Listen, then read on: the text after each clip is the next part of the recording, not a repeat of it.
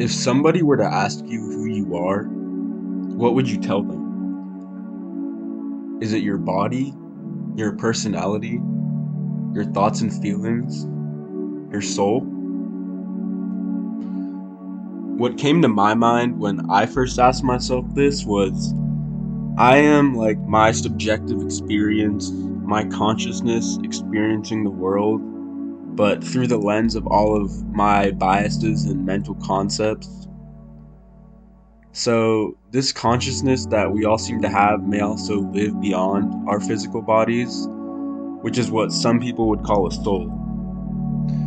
I used to take pride in my very new agey and smart sounding opinion of the self, but after reading the paper titled Buddhist Non-Self, the No Owner's Manual, written by Sidertis for the Oxford Handbook of the Self, I'm becoming more and more convinced that the self is a complete fiction.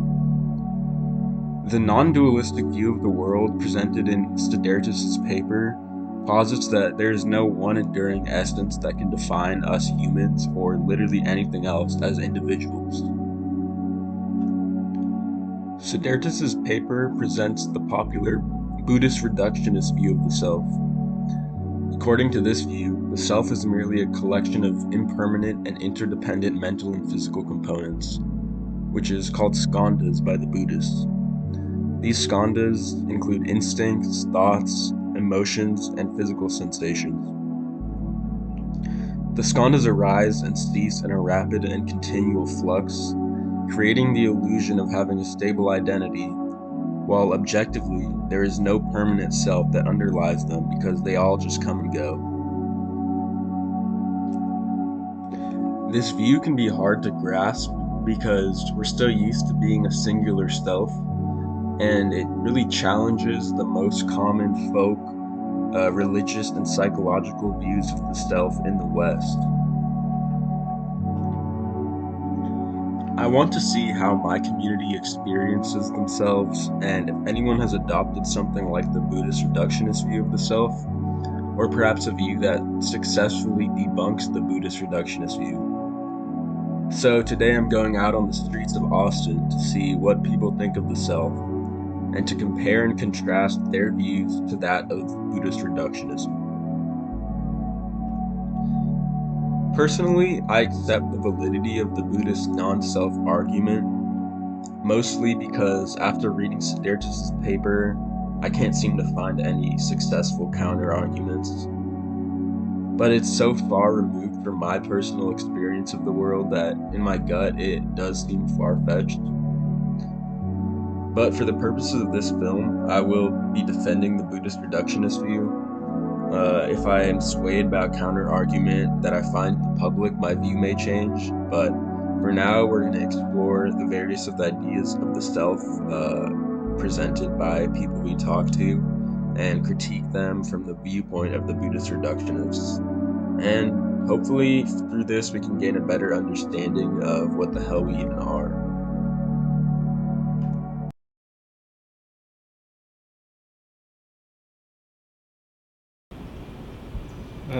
Not really. Yeah. If you'd refer to something like the soul, Yeah. I guess the consciousness, Yeah. that's what I think the self is. Okay. I don't think so.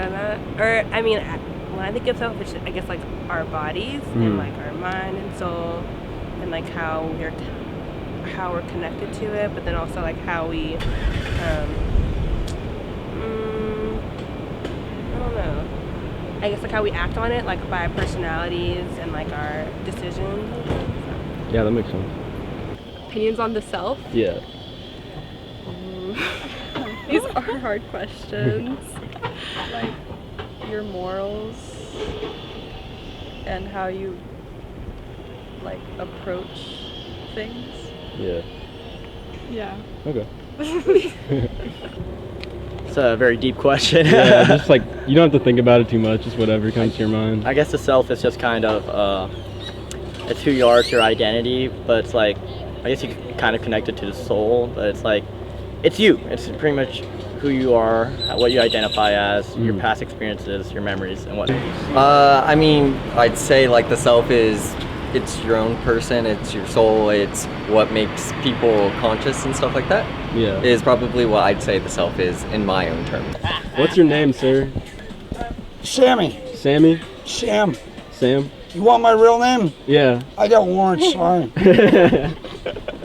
Alright, I won't ask that.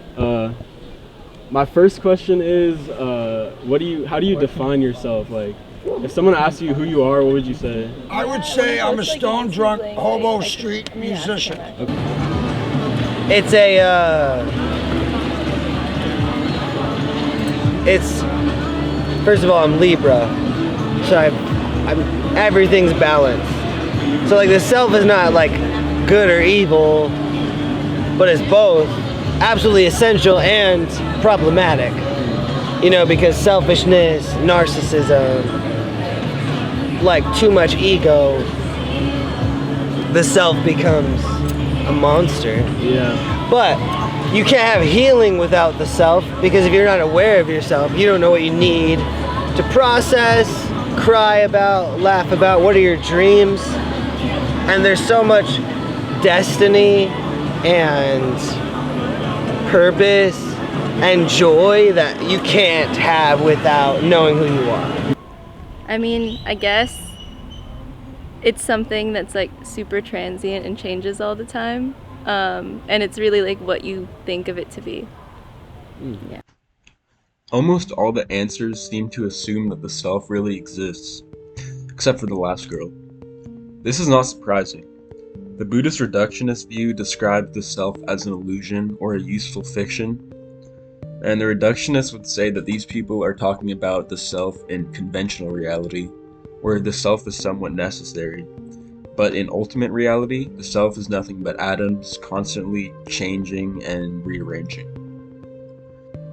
Most people's answers involved subjective experience, personality and values, or the soul.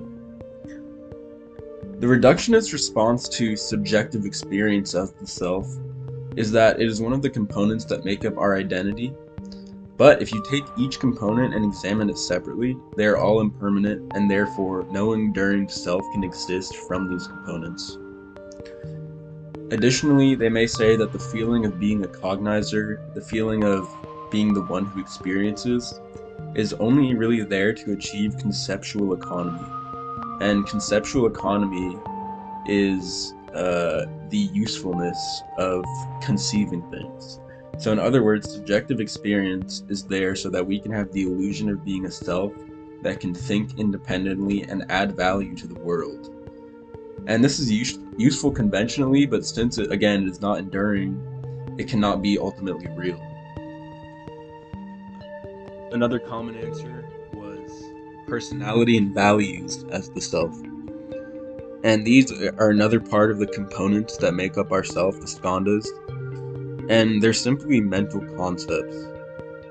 While our consciousness may identify with these mental concepts and say, these are my personality, this is my values, they are neither intrinsic nor permanent, and therefore cannot be a distinct self. Another very common answer was the soul as the self, and this seems to bypass the whole objection of impermanence. Because the whole idea of the soul is that there is a spiritual component to us that will endure even when the other physical and mental components die. But the reductionists would say that this cannot be true, because in their view there are no enduring entities whatsoever. And this is because they believe that all of existence is a big chain of cause and effect. And so something must have both a cause and an effect to exist in ultimate reality. So the problem with the soul is that an enduring thing, like a soul, can only cause a change in something else by itself changing. And it's not enduring if it changes. And if it doesn't change, if it doesn't cause a change in anything else, then it wouldn't even be part of the cause of chain of effect, and therefore would not be real. So not all of the interview subjects were actually completely off from the reductionist view. The nice man at the lake with his shirt off essentially said that the self is neither good or evil, that it is necessary, but it can also be harmful if too much importance is put on it. And the reductionists would agree with this because they believe the self is a mostly useful fiction, but when one is too attached to their self, that's what causes suffering. And the girl in the last video said that the self is very transient and that it is really just whatever you think it is. And this is really spot on. The reductionists would agree with this because the self being transient and unstable, that's the basis of their whole argument. And the idea of the self being whatever you think it is implies that it isn't ultimately real and it's only an illusion of the mind, because if it can be whatever you want it to be, it's not, an enduring entity.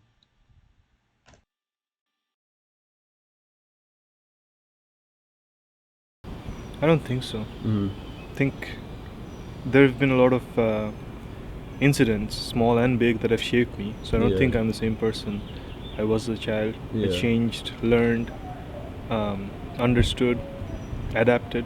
Yeah. So yeah. Cool. No. No. Oh, absolutely not. No. No. What do you think has changed?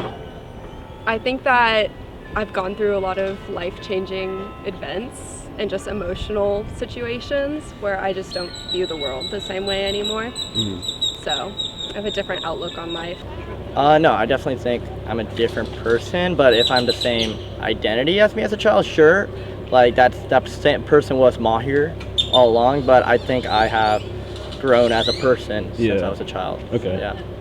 No, absolutely not. I think that as you grow and mature, I think the 7-year rule is a great rule. I don't know if you guys know about it, but every 7 years, every single cell in your body is a completely new cell. So yeah, as you know, cells constantly, die and everything.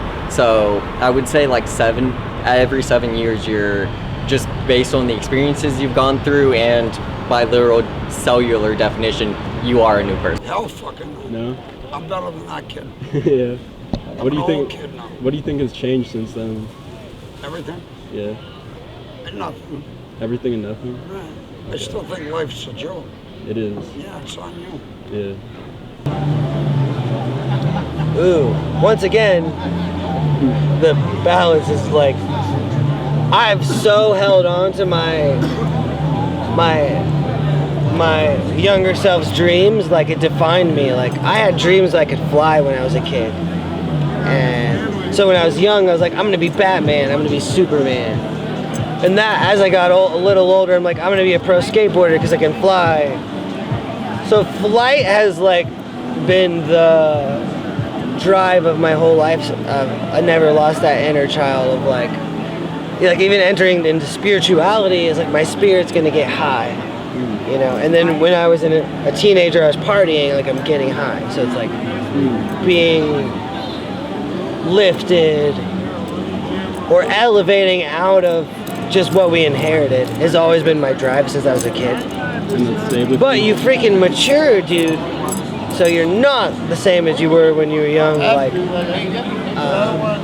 I realized I worshipped that concept of flight to the point I couldn't even function, and I had to ground. So groundedness is my maturity, where I'm not who I used to be when I was younger. Definitely not, but I think that there's parts of me that might have remained the same. Like you're born with certain inclinations to do something, and I think I still have that sometimes, but it's like those aren't very conducive to being successful or happy later on all the time, so you have to balance them. Every single person I asked said that they're not the same person they were when they were a child. Now I think this is really interesting because everyone still believed that they are a self, but just not the same self.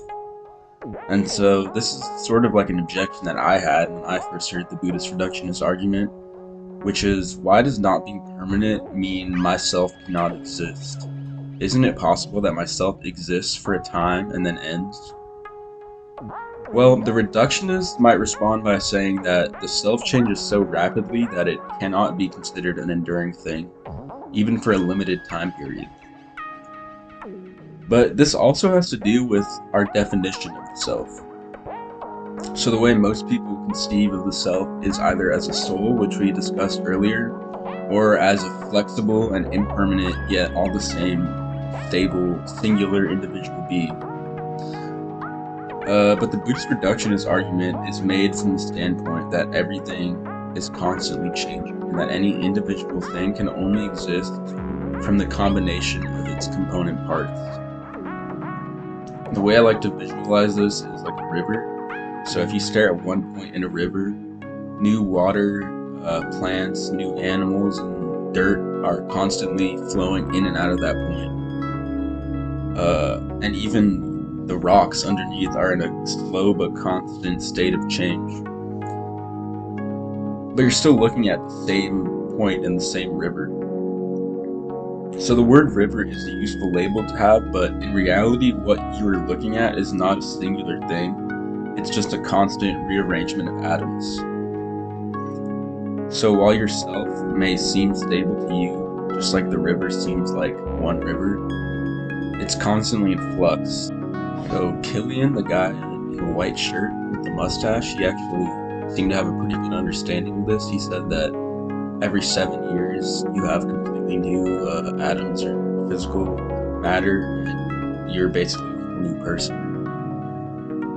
And the Buddhist reductionists similarly would say that you're a whole new person in 7 years, but they would also say you're a whole new person in 1 minute or a second, because you're constantly changing. And something that is always in flux cannot be a stable individual thing in reality. Interestingly enough, I think our friend Sammy had the answer most in line with the Buddhist reductionists. First off, when I asked if he was the same person as he was as a child, he said, hell fucking no. He didn't leave any room for some core enduring parts of himself. He just said he's a whole different being.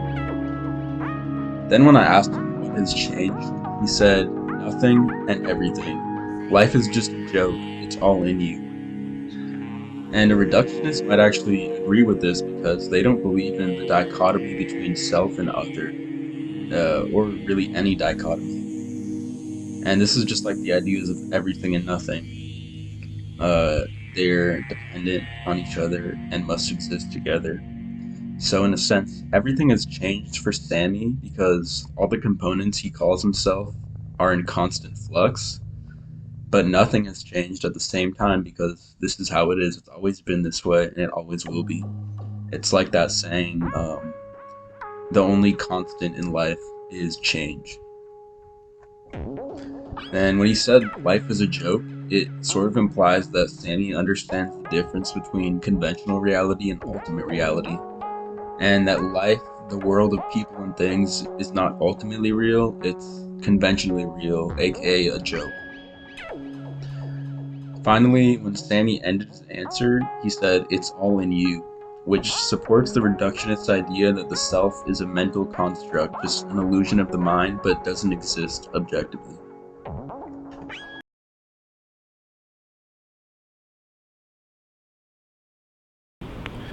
That's a deep question. Yeah. I mean, just whatever comes to your mind, no pressure. You don't have to think about it too much. I think I believe in reincarnation. So I think we just come back down again to this world to do something else, right? Could be as another person, could be as another animal. I don't know. Like I guess that's what I believe in. That you get sent back because some people believe in heaven, and I believe in heaven too, and that if you're good all your life, you go there. But I think this is not worse than heaven, right? Like we are having fun, we have friends, we have family. I'd be happy to come back again, once I die, and enjoy all the things that the earth has to offer again. Yeah. So that's what I believe in. I don't know what happens. Obviously, I've not died, so yeah, for sure. I'm a religious person. I think after we die, I think we either go to heaven or hell, to be honest. Definitely like dead for sure. I don't think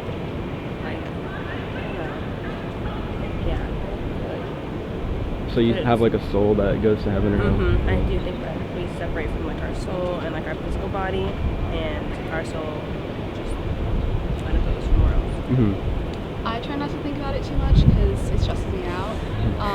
But I don't think that like your soul or yourself just goes away. In one way or another, I think it stays here. Something goes on, yeah. All right, perfect. Thank you. All right, guys. So basically, the project is about what the self is. First off, do you have any opinions on what that means, the self? Opinions on the self? Yeah.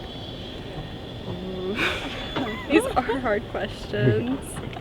Like your morals and how you like approach things. Yeah. Yeah. Okay.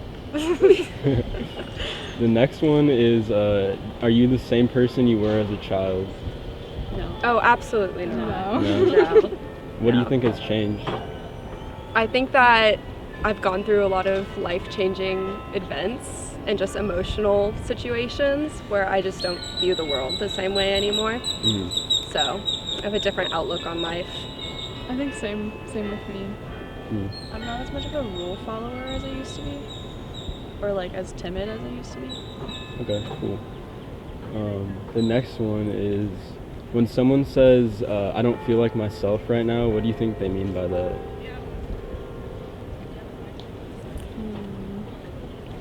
Maybe they've done something that they, I don't know, don't view themselves as moral or whatever.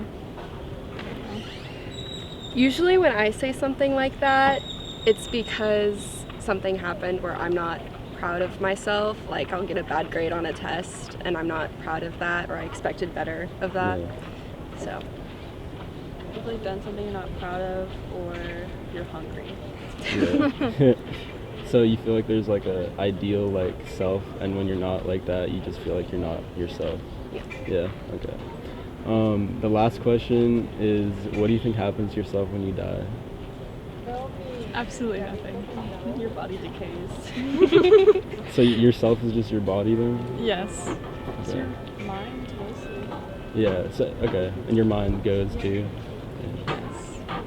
I would like to think that there's something that happens. I don't necessarily believe it's a heaven, but I don't know. Yeah. I'm more of like a agnostic. Mm. So. All right, that's it. Thank you, guys. I think that's it. It's just the end. Mm-hmm. Like you just cease to exist. Nothing happens. It's just end. Yeah. That's it. So you're like your body and your mind, and then when you die, your body and your mind like decay and you're gone. Yeah. Yeah. I think you're worm food. That's straight up answer. I think it's nice to think about heaven and hell. I think it's nice to think about reincarnation, but at the end of the day, it's either going to be blank or it's not. Yeah. So might as well keep the surprise open. Yeah. Nothing. Nothing. You're It's gone. black. Yeah. Do you remember shit before you were born? No. Right. Yeah. There you go. You're back to that. Yeah. Well, I've had dreams of, like, Jesus came to me in a dream. I've seen heaven and hell in dreams. So I kind of believe that narrative. But I believe, like, also, for more of a philosophical, personal sense, like, when you see the beauty of all this, and time and space and one another, the goodness is so good, I can't accept that it ever ends. There has to be an eternity, because no good God would make a good universe to reflect him just for it to fade away. Like Einstein said, energy converts, it's not destroyed or created. Yeah. It just becomes something else. I think science reveals that over and over again. For us to think that humanity will just end, no. Yeah. It just becomes something else. Yeah. So I definitely believe in heaven, Yeah. and I believe Christ came to take everyone there, and I think everyone's included in it. Yeah. Just awaken to that. Yeah.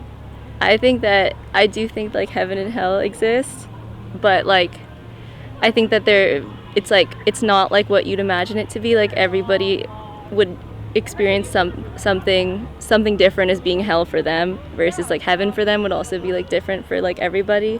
So I feel like, and nobody's all good or all bad, so it would just be like this weird like gradient of like what it is for you. So when you die, your body decays, but some part of you lives on, basically? Yeah, I think that like we have souls. I think that those are there, Yeah. and I think they go somewhere and do something else. Yeah. All right, thank you, Samia. This question was an interesting way to get a clearer picture of what the interview subjects think the self to be. The answers I got for this question seem to follow three main themes. The first is that nothing happens when you die. Your self is completely done for, and everything goes black. This view inherently means that the self is our physical bodies and minds.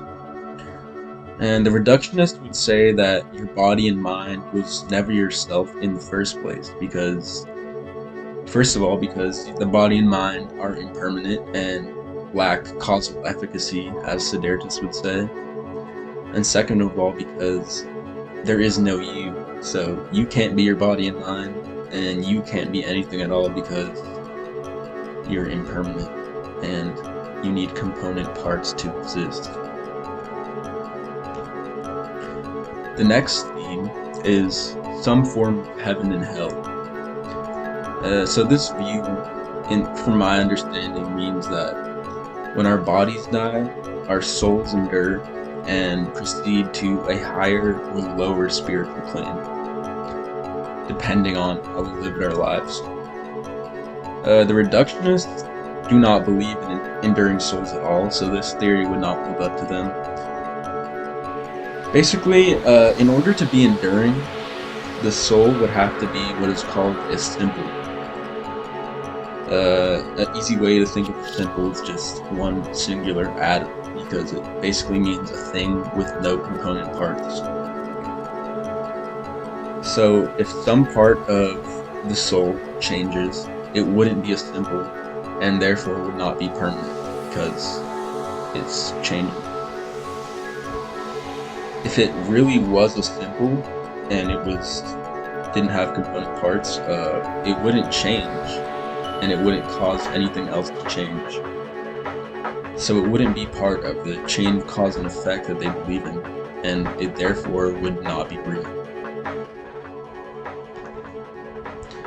The last theme I heard was some form of reincarnation.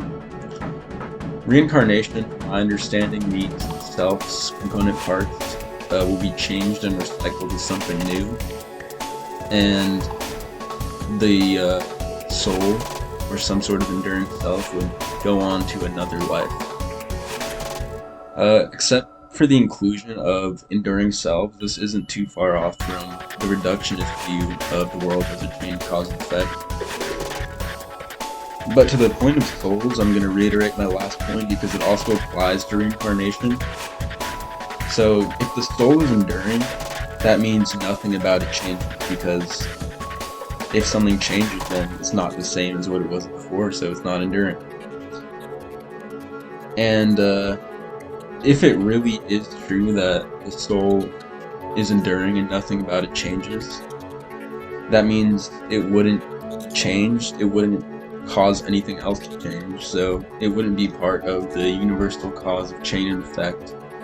And as I've said probably 1 trillion times already, if it's not part of this chain, then it doesn't ultimately exist. Overall, the people I interviewed did a great job of opening up about their beliefs. I learned that the people around me have some very unique views of the world that are far different from mine. Taking a Buddhist reductionist view, nearly all of these answers would be invalid, because they take the false assumption that the self is real. On the other hand, a couple answers totally did line up with what Buddhist reductionists think. The people that gave them also expressed their belief in the self with their other answers. I think what this shows is that the average person in Austin probably does not operate on the level of ultimate reality. Some may be oblivious to the possibility of not existing, and others may understand this, but simply choose to go on with life and not think too much about it. I think I'll join them and try not to think too much about what I learned today. Life is a lot easier when you exist. Does the self exist? No. Only chaos.